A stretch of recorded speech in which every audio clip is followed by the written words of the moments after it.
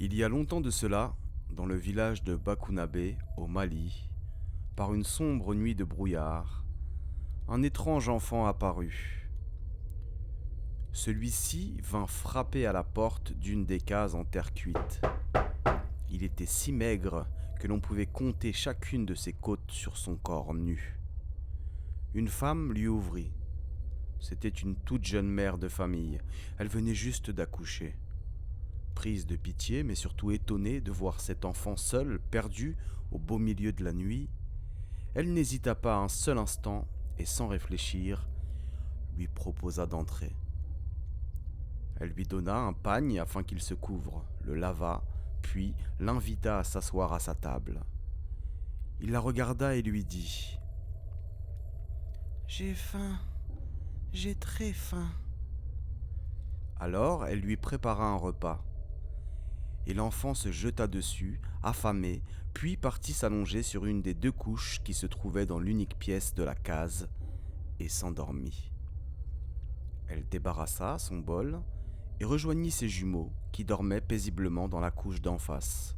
La jeune femme se blottit contre eux, leur caressa la nuque comme elle avait l'habitude de le faire et ferma les yeux. Le lendemain matin, quand elle s'éveilla, l'enfant était parti. Elle se dit simplement qu'il avait dû reprendre la route, puis n'y pensa plus. Elle commença sa journée tranquillement, comme si de rien n'était, s'occupa de ses jumeaux, les allaita, s'habilla, puis alla au marché afin d'y acheter de la viande de chèvre. Le soir, on frappa de nouveau à la porte. C'était l'enfant. Il paraissait encore plus affamé que la veille. Les traits de son visage étaient faméliques. Ses pommettes saillantes laissaient apparaître de grandes cernes qui se dessinaient sous ses orbites creusées. Et ses yeux semblaient tristes. Il réclamait encore de la nourriture. « J'ai faim, j'ai très faim. » Comme elle avait le cœur bon, la femme l'accueillit de nouveau. Elle lui donna un morceau de la chèvre qu'elle avait acheté. Et l'enfant le dévora sans demander son reste. Lorsqu'il eut terminé, il la regarda et lui dit : « J'ai faim, j'ai très faim. » La femme fut surprise par cet appétit insatiable. Elle découpa un autre bout de viande, plus gros encore que le précédent, et le lui donna. « C'est le dernier, après je n'en ai plus. » L'enfant se jeta dessus, puis, une fois fini, il partit se coucher dans le lit, visiblement rassasié. Tiraillée par la fatigue, la jeune femme s'assoupit sur sa chaise. Mais dans la nuit, celle-ci fut réveillée par des cris. Ses jumeaux hurlaient. Paniquée, elle alla les chercher dans leur couche, puis les prit tous les deux sur ses genoux, les disposa chacun à un sein et commença à les allaiter. Ils avaient faim eux aussi. L'esprit troublé par le sommeil, elle pensa d'abord rêver en voyant le visage de l'enfant la fixer en face, dans la couche. Il avait les yeux grands ouverts, mais dans l'obscurité, elle avait du mal à le distinguer. Elle avait l'impression que celui-ci l'observait, caché dans la pénombre de la pièce, et elle crut apercevoir ce qui ressemblait à une langue de serpent passée sur la commissure de ses lèvres. Quand elle eut fini de donner le sein, elle déposa ses jumeaux qui dormaient à poing fermé, puis se leva de sa couche afin de s'approcher de lui, le cœur battant. Néanmoins, celui-ci avait bien les yeux clos. Elle se dit alors qu'elle avait dû rêver, et elle s'endormit. Le lendemain matin, l'enfant avait de nouveau disparu. La jeune femme passa la journée au champ, elle y ramassa du mil, et ne revint qu'à la nuit tombée, fatiguée et fourbue. Elle alla récupérer ses jumeaux chez sa sœur qui habitait de l'autre côté du village, puis rentra enfin chez elle. Elle allaita et coucha ses bébés, et commençait même à s'assoupir lorsque des coups se firent entendre à la porte. Elle ne fut pas surprise d'y découvrir l'enfant. Cependant, elle n'avait plus rien à manger. Malgré la fatigue, elle pila du mil dans un bol, le mélangea à du lait de chèvre et le lui donna. Mais les traits du visage de l'enfant changèrent et il renversa le bol d'un geste violent de la main, mécontent, et il se mit à hurler. Cela réveilla les jumeaux, qui pleurèrent immédiatement.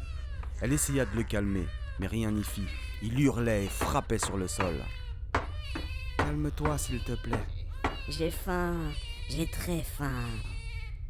Cela dura longtemps, si longtemps que l'enfant, totalement épuisé, finit par s'effondrer lui-même sur le sol de terre de la case, terrassé par sa propre colère. Comme c'était une femme de bon cœur, elle le porta et l'emmena jusqu'à la couche, puis vint s'allonger avec ses bébés, qui paniquaient, pleuraient toujours. Elle leur caressa la nuque pour les calmer et ferma ses yeux. Mais au beau milieu de la nuit, alors que quelques faisceaux lunaires se faufilaient à l'intérieur de la case, elle se réveilla en sursaut et se rendit compte que ses jumeaux ne se trouvaient plus à côté d'elle. Elle entendit un bruit étrange en provenance de la couche de l'enfant. Un bruit terrifiant. Elle ne voulait pas se tourner, craignant de découvrir ce qu'au fond, elle savait déjà. Son cœur pulsait contre sa poitrine. La jeune femme se leva d'un bond, et ce qu'elle craignait le plus au monde se déroulait devant ses yeux. Elle vit l'enfant, penché tel un animal, sur le corps sans vie de ses jumeaux. Il y avait du sang partout. Il était en train de les dévorer. Il leva ses yeux vers elle. Le liquide pourpre dégoulinait le long de ses lèvres. Il souriait. « J'ai faim, j'ai très faim. » Ses pupilles rouges brillaient dans l'obscurité. Elle voulut crier, mais aucun son ne s'échappa de sa bouche. Elle était tétanisée. Il s'approcha d'elle, en rampant, tel un serpent, passa sa langue reptilienne sur ses lèvres. « J'ai faim, j'ai très faim. » Il se mit alors à s'enrouler autour de ses pieds. Elle sentit une douleur dans ses jambes, lui envahir le corps, se répandre dans sa poitrine. L'enfant commençait à la dévorer elle aussi. Elle ne pouvait rien faire. Elle ne réussissait pas à bouger ni à crier. La jeune femme sentait ses dents acérées lui découper la chair. Puis elle s'évanouit de douleur. Et jamais elle ne se réveilla. Lorsqu'il eut terminé son repas, l'enfant quitta la case et disparut dans les premières lueurs de l'aurore. On ne le revit jamais à Bakunabe. Cependant, on raconte que depuis, il écume les villes et villages d'Afrique, en réclamant de la nourriture à qui veut bien lui en donner.